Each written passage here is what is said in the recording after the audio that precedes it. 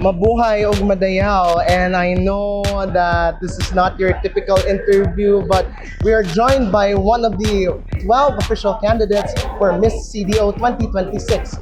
Please kindly state your name, age, and which barangay do you represent?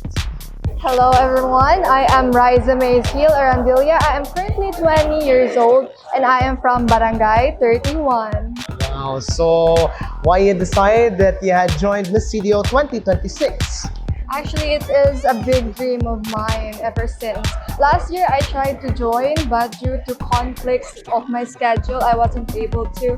And right now, I'm trying to strive back into this pageant. Yeah, if given the chance that you will be crowned as Miss CDO 2026, what is your advocacy you'd like to share to our fellow Cagayanons? My advocacy would be youth development, especially for anak OFWs, because oftentimes OFW families are tend to be left behind here in the Philippines, and they are often misunderstood that they are stable financially. However, I observe that it is wrong and it is quite really devastating for the youth to be not be guided. That is why I advocate for this cause so that each and inter-barangay level would have a help desk, especially to guide the youth, the anak OFW youths that are family left behind here.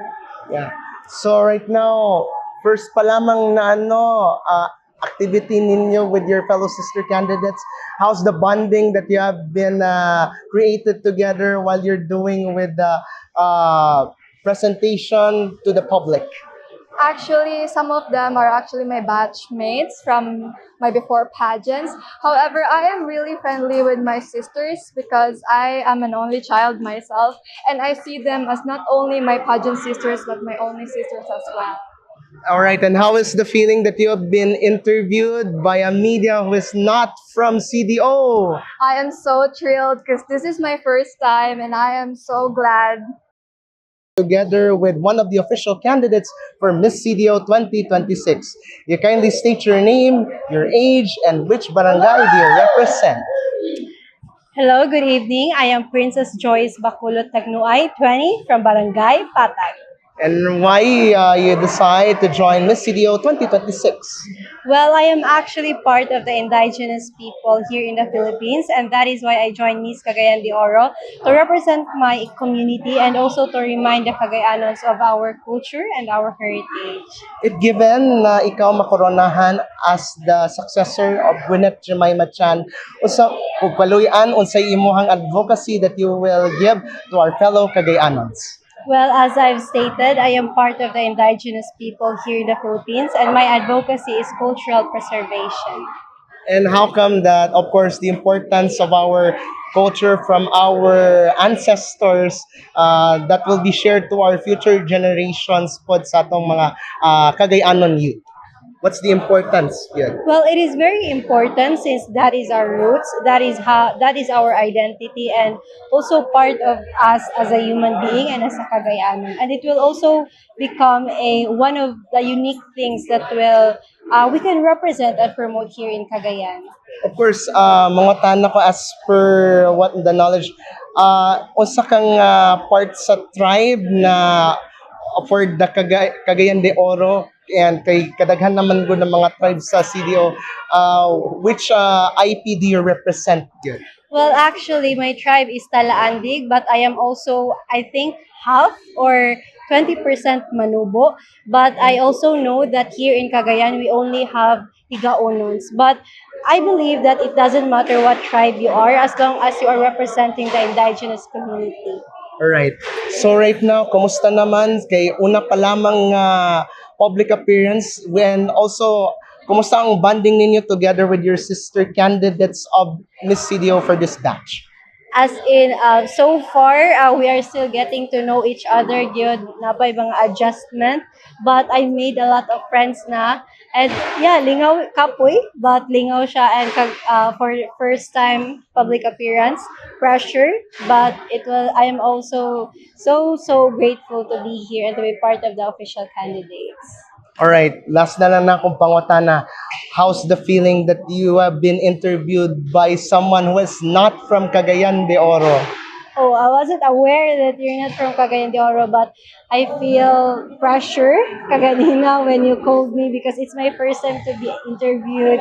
So thank you so much. I feel thankful nga in pag-interview right now. And welcome to Cagayan de Oro. For the end time. Kapilan ako kabalik-balik kung Cagayan de Oro, di na ako maihapya. This is another interview together with one of the official candidates for Miss CDO 2026. State your name, your age, and which barangay do you represent? I am Mary Hyacinth Zamora. I am 19 years old and I am from Barangay Nazareth. Yes. Yes. So why you had decided that you will join Miss CDO 2026? I decided to join Miss CDO 2026 because I want to inspire younger youths into young entrepreneurship because I am a Batang Kugon. As what I said earlier, I grew up in Kugon Market selling some detergent soap and it inspires me to share it to other young ones. So why not share it to them, diba? I know a lot of young youths are more capable when it comes to opportunities, like especially when it comes to entrepreneurships. Okay. Thank you. Para lang masabtan po no para di ka maglisod. Usa kay kamahinungdanon ka importante pod sa imong part nga atong mga kabatanunan nga sa bata pa lang kugihan na dayon sila o gusto nila makabot sa ilang pangandoy para makabot sila sa makahigwaos sila from hardship and poverty. When it comes to that, pag-abot yun anang sa poverty and sa pagkakugihan.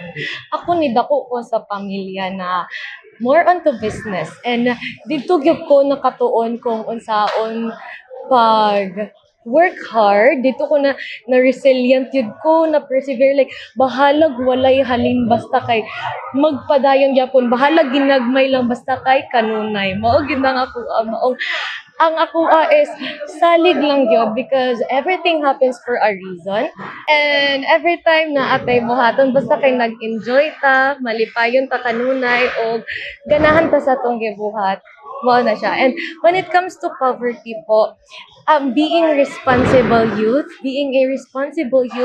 and being an educated youth, I believe would help us to get through to poverty. Yeah. To get through, okay. Yes. So karon pa lamang daan kay syempre nana na mo'y banding together with your fellow sister candidates. Kasi feeling nato nga nagbuhat og band while syempre nagabuhat sa unang public appearance ninyo karon.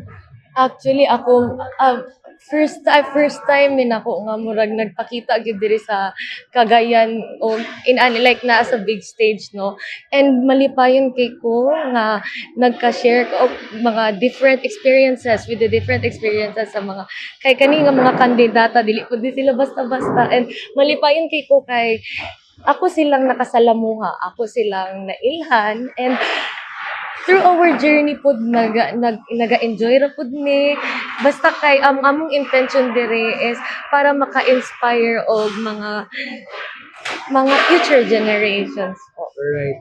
Walay na akong pangutana unsay feeling nato that you were being interviewed by a media who is not from Cagayan de Oro. Oh really? Oh my god, I am actually so karon wala ko kapalo sa akong ma-feel kay wala ko na ready kay gikan ko nagawas and but I am so grateful po na wala alam mo na karon nga nakabalo ko nga you're not from Cagayan de Oro. I am so grateful nga akong napadayag kung unsang ako ang rason sa pag-join ani na pageant ug malipayon pud ko nga makabalo nga inani di ay ang Miss Cagayan inani siya kadako nga pwede gid mato siya gamiton sa lain-lain nga butang labo na sa pagstorya para sa mga laing tao inana bitaw kay actually kaning